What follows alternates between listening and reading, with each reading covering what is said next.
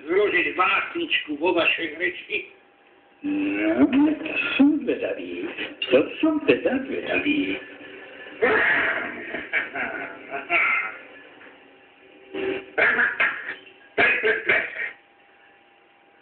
To je báseň.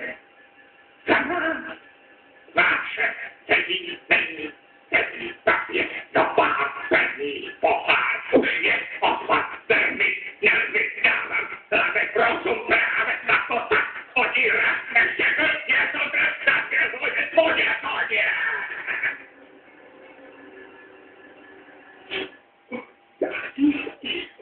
Nádherné verše. Už pošlite zázrak.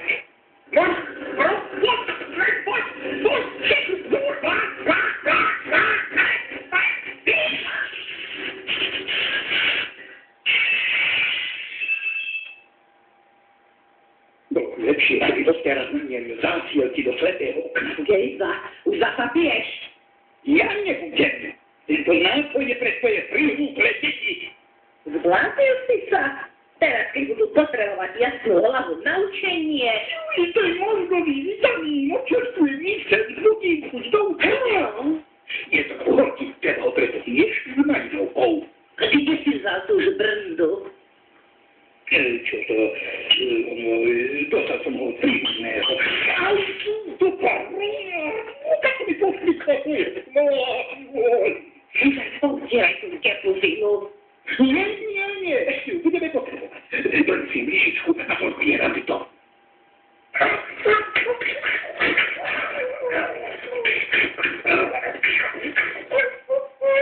Tak sa nebudete. To sú lepšie vyčistíte ako váš gazda. Každá kvapka je hodná zlata. Čo je to? Opýtaj sa tvokivo a napije. Čo? Čo zvládni, vykašľa sa na mačkrtu? Keď je taká sladká. Prosím? Ja som nič nepovedala. Nežartujte? Práve mám náladu. A kto to teda povedal? Čo sme zvládni, vykašľa sa na mačkrtu? Ja.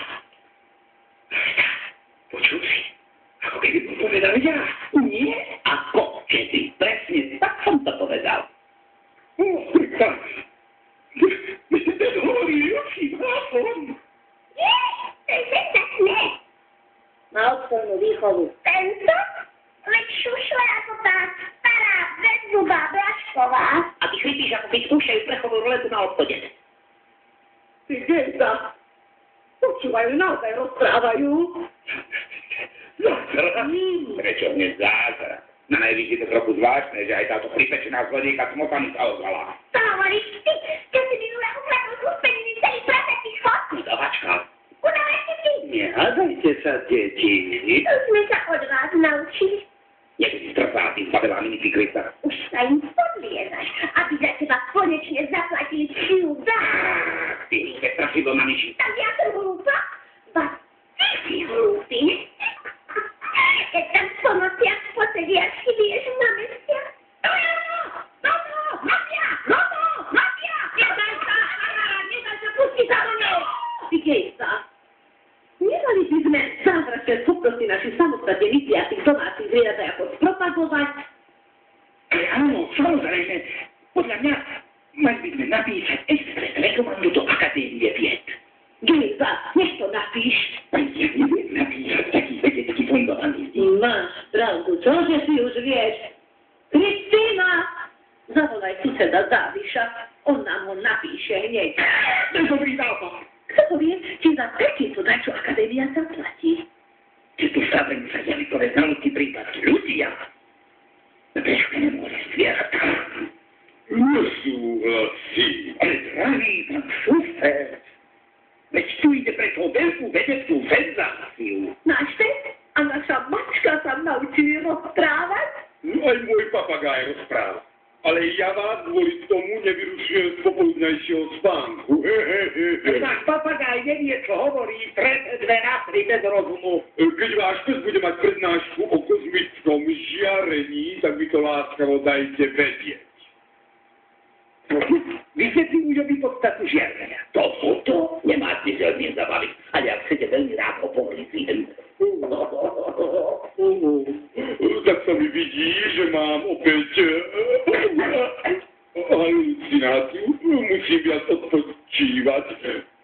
Dovidenia. Tak s týmto som teda nerátala. Ale čo budeme vypisovať? V ranných správach som to čul, že sa dnes začína biologické sympózium akadémie. Poďme tam a ukážme im naše výsledky. Dobre, poďme. Chytíme si dolu taxi. Mafia? Čvoky? Ideme!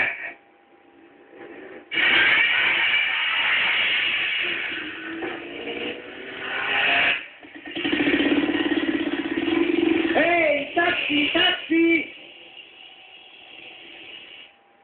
K akadémii.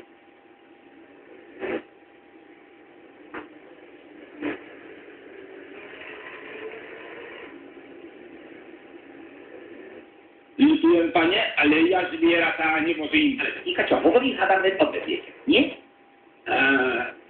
V tom prípade urobím výnimku. Čo ste hovorili? To nie je dôležité, len pekne choďte ponáhľam sa. Pomoc! Pomoc! Pomoc! Pomoc! Ako dostal tento plán politický veľkaz, kvôli týmto sa potom vytvárajú zápasy.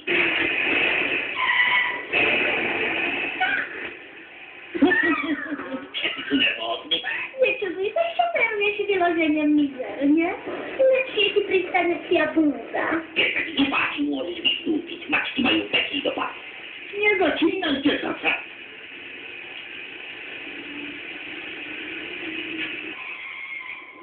A sme na mieste.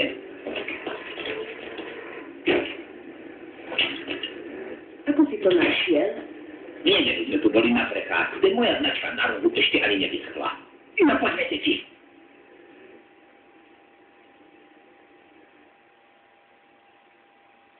Máte pri sebe pozvánku? To nemám, prosím. Som je povolení len na základe pozvánky. Inak je celá vaša žiadosť o účasť na sympóziu bezpredmetná. Ale prosím vás. To je predpis, ktorý nesmie porušiť. Nechajte to na mňa. Ja to vybavím. A čo? Čože? Aha, a čože?